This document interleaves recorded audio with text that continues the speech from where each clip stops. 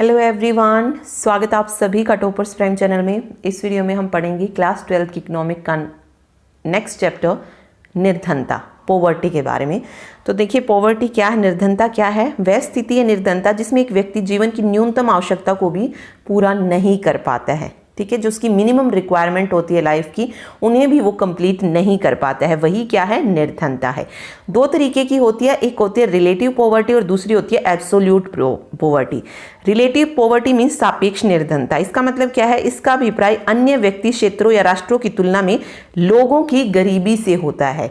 यानी कि relative poverty refers to poverty of people in comparison to other people, region और nation.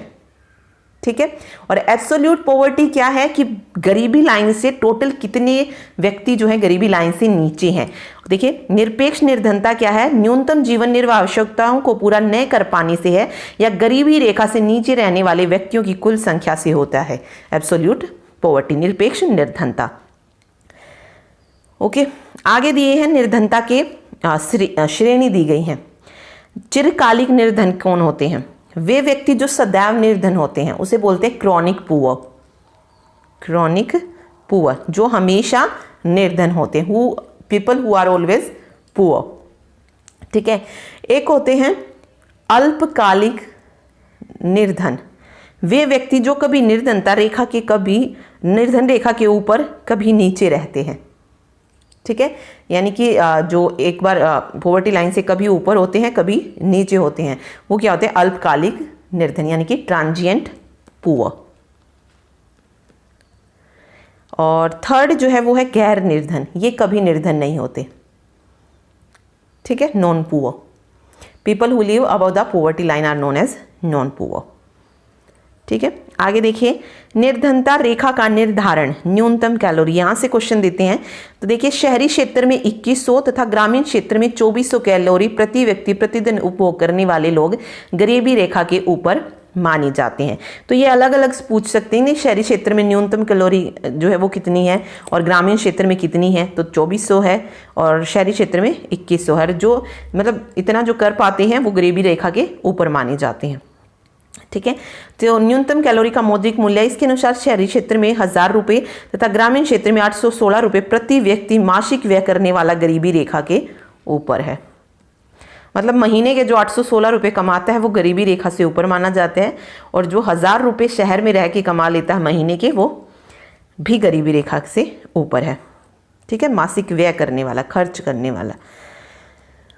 ठीक है, आगे देखिए, निर्धनता के कारण क्या है। बेरोजगारी है, विकास की धीमी गति, कीमतों में वृद्धि और जनसंख्या वृद्धि जो है ये निर्धनता के कारण है। निर्धनता के निवारण हेतु कुछ उपाय और नीतियां भी आई, जैसे काम के बदले अनाज योजना आई। ठीक है, प्रधानमंत्री रोजगार योजना आई, उसके बाद मनरेगा थी, महात्मा गांधी राष्ट्रीय रोजगार गारंटी अधिनियम, और फोर्थ है स्वर्ण जयंती शहरी रोजगार योजना। ठीक है, जैसे यहाँ पे सबसे पहले दिया गया है काम के बदले अनाज योजना,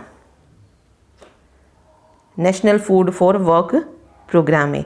ये 2004 में लॉन्च हुई थी, ये पूछ सकते हैं। तो ये 2004 में लॉन्च हुई थी, 150 backward district of the country. ठीक है, तो ये याद रखिए, 2004 में ये आई थी। उसके बाद जैसे प्रधानमंत्री रोजगार योजना दिया गया है, और मनरेगा दिया गया है महात्मा गांधी। ठीक है, तो ये पूछी जा सकती हैं।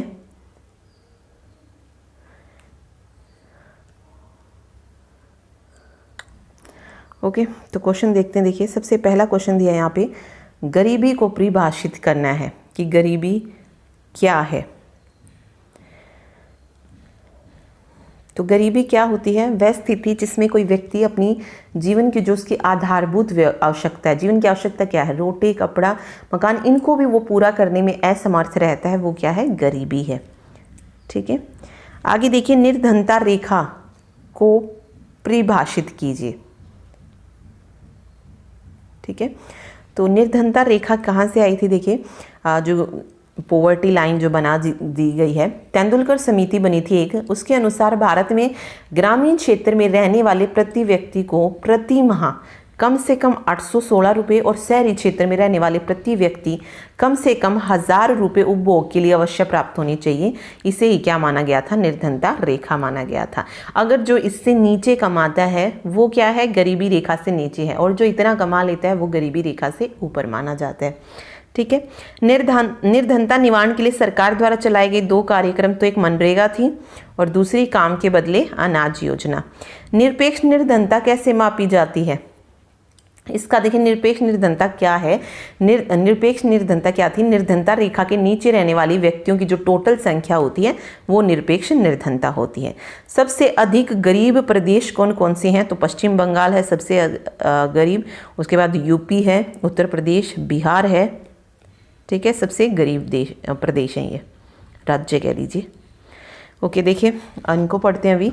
काम के बदले अनाज कार्यक्रम का अर्थ क्या है? तो देखिए, राष्ट्रीय कार्य के बदले अनाज कार्यक्रम को प्रचलित रूप से काम के बदले अनाज कहा जाता है, जिसे 2004 में शुरू किया गया था। इसका उद्देश्य देश के 8 राज्यों नामित गुजरात, छत्तीसगढ़, हिमाचल प्रदेश, मध्य प्रदेश, महाराष्ट्र, उड़ीसा, राजस्थान और उत्तराखंड के सूखा प्रभावित ग्रामीण क्षेत्रों में मजदूरी रोजगार द्वारा खाद्य सुरक्षा प्रदान करना है। खाद्य अनाज केंद्रीय सरकार द्वारा इन 8 राज्यों को उपलब्ध कराई जाती हैं। मजदूरी राज्य सरकार द्वारा आंशिक रूप से नकद और खाद्य अनाज के रूप में दी जाती है, यानी कि जो काम करते हैं उसके बदले उन्हें क्या देता है? अनाज दिया जाता है। ठीक है, 2004 में शुरू की गई थी। चलिए आगे देखते हैं। सरकार ने बुजुर्ग, निर्धन और असहाय महिलाओं की सहायता के लिए कौन से कार्यक्रम चलाए हैं? तो सबसे पहले देखिए, राष्ट्रीय सामाजिक सहायता कार्यक्रम NSAP। इस कार्य के अंतर्गत गरीब घरों में बुजुर्ग, रोटी कमाने वाले की मृत्यु तथा प्रसूति देखभाल से प्रभावित लोगों को सामाजिक सहायता प्रदान की जाती है। यह कार्यक्रम 15 अगस्त 1995 को लागू किया गया था। 3 घटक इसमें, एक है राष्ट्रीय वृद्धावस्था पेंशन योजना, ठीक है, राष्ट्रीय परिवार हितकारी योजना और राष्ट्रीय मातृत्व हितकारी योजना। एक जो है बुजुर्ग और निर्धनों के लिए अन्नपूर्णाई, यह योजना 2000 को शुरू की गई थी, अप्रैल 2000 में, और यह 100 केंद्रीय प्रायोजित योजना है। यह उन वरिष्ठ नागरिकों को कैलोरी आवश्यकता को खाद्य सुरक्षा प्रदान करके पूरा करती है जो राष्ट्रीय वृद्धावस्था पेंशन योजना के अंतर्गत पेंशन पाने के योग्य परंतु उन्हें पेंशन मिल नहीं रही है। ठीक है, इस कार्यक्रम के अंतर्गत खाद्य अनाज 2 रुपये प्रति किलो गेहूँ और 3 रुपये प्रति किलो है।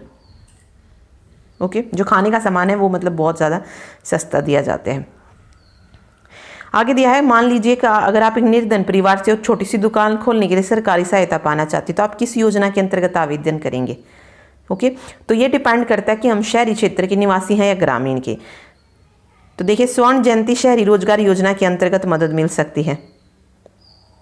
यदि हम ग्रामीण क्षेत्र के निवासी हैं तो हमें स्वर्ण जयंती ग्राम स्वरोजगार योजना, यानी कि शहरों के लिए स्वर्ण जयंती शहरी रोजगार योजना, और ग्रामीण निवासी हैं तो ग्राम स्वरोजगार योजना। ठीक है, आगे देखिए, बस यही था इसमें, और कुछ नहीं था। ठीक है, तो निर्धनता के बारे में ही पढ़ा हमने और क्या क्या जो है उससे रिलेटेड चीज़ें जो थी शुरू की गई थी, बस यही था इसमें। Thank you so much.